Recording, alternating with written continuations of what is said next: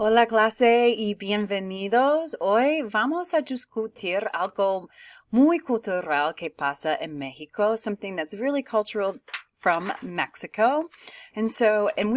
I'm also going to do a little bit of a twist on it and focus on the women of mariachi, las mujeres de mariachi. So Mexico's mariachi heritage dates back at least to the 18th century. The genre of music and related culture began in the countryside of the West and later made its way to Guadalajara, Jalisco's largest city.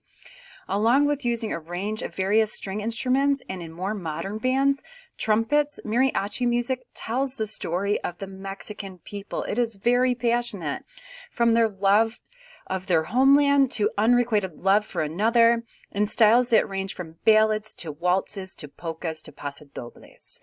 Mariachi performers are also known for the distinctive attire, charro-style suits that typically consist of short jackets embroidered with embellishments on either side of pants and pants to match. Piteado, a type of decorative leather, belt and matching buckle, tie, boots, and sombrero. And so mariachi is something that's been going on for quite a long time in Mexico, but women have had to work really hard to break through this barrier of something that has a lot of machismo in it. So again, just to reiterate, it originated in Jalisco, Mexico, via farm workers in rural areas. Mariachi is known as the music of Mexico.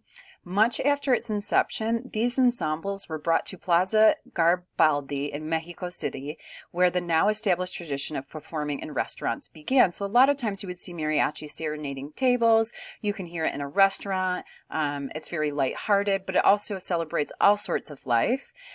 Wearing extravagant charro suits, as I'd mentioned before, so here are some examples of those charro suits. Mariachis also perform during a celebration such as a wedding or a quinceañera, but can be heard almost anywhere, on the streets, at a political event, or even at a funeral.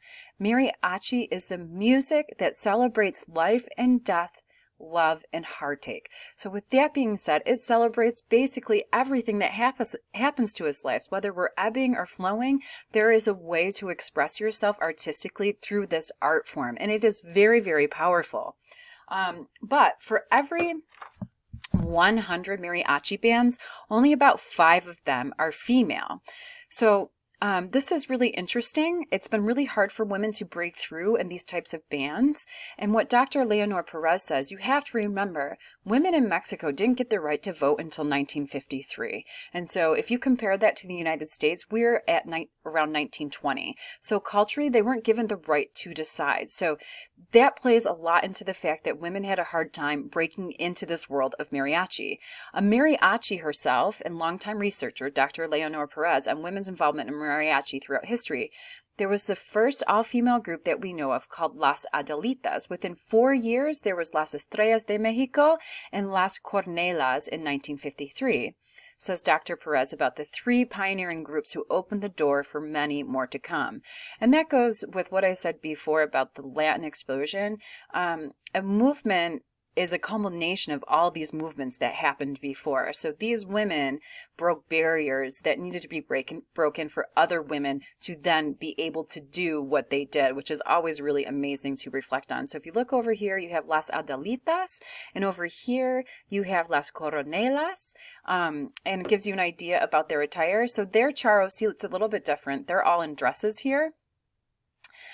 Rosa Quirino is the first documented woman to play in a mariachi band, and it was documented in 1903. So she really was the first one to start breaking those barriers for women. Just to give you a little bit of idea, so 1948, the first all-female mariachi band, Las Adelitas from Mexico City, formed after the director visited Cuba and saw an all-female tropical orchestra perform. In 1967, the first all-female mariachi band in the United States, Las Rancheritas, forms in Alamo, Texas.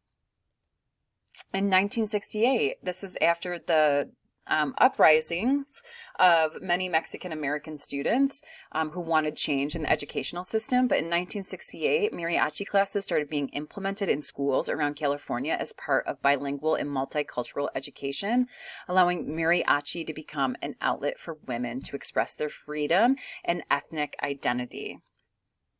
In 2009, the Mariachi Divas become the first mariachi band to ever win a Grammy, and that means with men or women. So it has been harder for women to break through. For the longest time, it was only men that could participate in being mariachi, and then there's very specific dressing, if you are allowed in, that you have to wear. So now all these new bands are forming, and the reason I wanted to talk about mariachi is that I've had two very specific experiences with mariachis. Where I was serenaded. And let me tell you, whoa, did it rock my world. Like, I would have never thought that being serenaded by a mariachi would be so life-altering, but it is, because it is someone speaking with passion and soul through right to you, right to your soul. And it is really, really powerful, and something, unless you have it happen to yourself, is hard to explain, but it's amazing. I saw this really great performance, which I have added. You guys can just see it into the folder, Las Mariachis del Flor Tolache. They wanted to do mariachi music, and then they decided to wear pants because why can't they wear pants? And, this would be against general standard mariachi rules about women wearing pants. And so women are just trying to transform this amazing art form that's very traditional in Mexico and take it to a whole new place.